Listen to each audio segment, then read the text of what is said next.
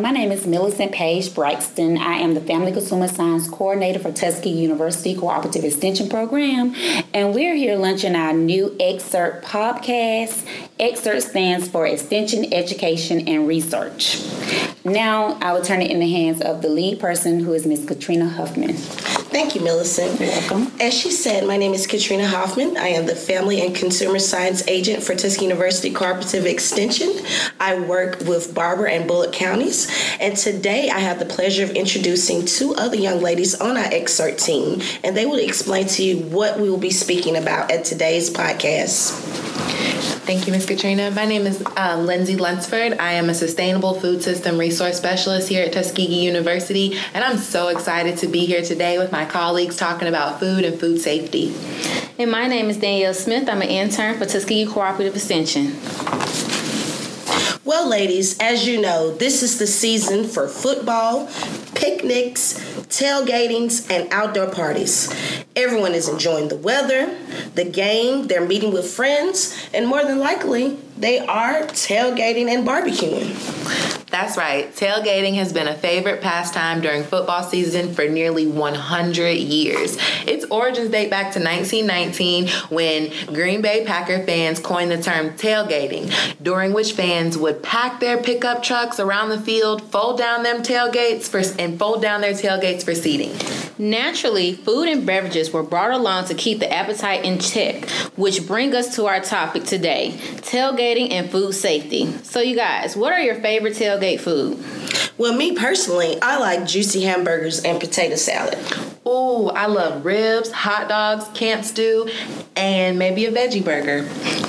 Those are our great choices. But eating outside in the warm weather can present a food safety challenge. Every year, as many as 1/4 of Americans suffer food-bourne illness. Bacteria in food can multiply faster in temperatures between 40 degrees Fahrenheit and 140 degrees Fahrenheit. So summer heat makes the basics of food safety especially important.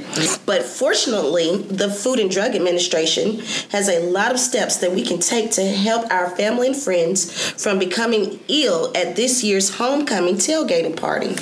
Following and using these simple practices daily will not only keep you from becoming ill, but will help prevent the spread and contamination of unwanted viruses and bacteria. Wash your hands. Seems pretty basic, right? But not everybody does it. You should wash your hands well and often with soap and water for 20 seconds at least, especially after using the bathroom and before cooking and eating.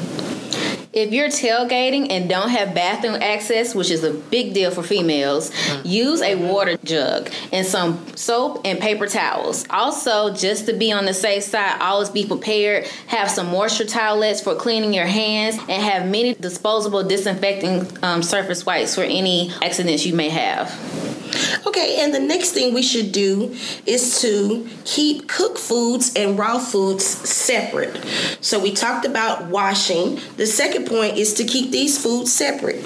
We should carry cold perishable foods like hamburgers, sausages, and chicken in an insulated cooler, packed with either several inches of ice or gel packs, or several containers with ice. Be sure to pack a thermometer inside of the cooler to make sure that the foods are kept at or below 40 degrees Fahrenheit. And remember, perishable foods like coleslaw and potato salad must be kept cool also.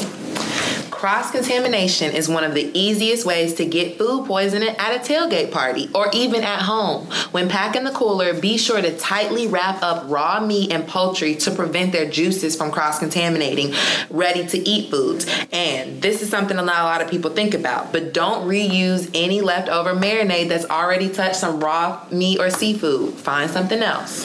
That's right, Lindsay. So any of your plates, bowls, or utensils that have touched raw meat or seafood, just throw it away. Use disposable plates and culture and utensils to set a large plastic bin for dirty dishes and utensils, and make sure it's clear so it won't be confused. That's right. And we should also remember the 2-hour rule. Cooked foods can be served without refrigeration for up to 2 hours. Tops. If it's 90 degrees or hotter outside, which is common in the South, you have 1 hour to serve and eat.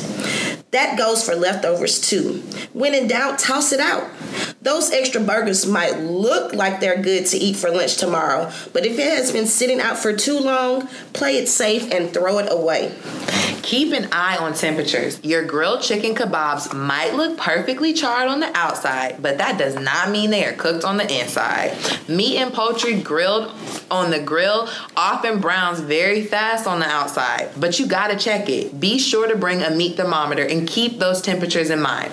Beef, 145 degrees. Chicken, 180 degrees. Pork, 160. Color and feel are not accurate ways to measure that doneness. It's got to be done. So one of the most important tools in tailgating is the grill. Always have to make sure it's hot. If you're using a gas grill, allows 10 minutes to heat. If you're using a charcoal grill, make sure you allow 30 to 40 minutes to heat up. Now, some people have so much fun at tailgate gatherings, they never actually watch the sporting event. But that doesn't mean it's safe for the food to stay unrefrigerated before, during, or after the event. Holding food at an unsafe temperature is a prime cause of food-borne illnesses in America. Let's keep these simple tips in mind as we prepare to kick off this year's football and tailgating season.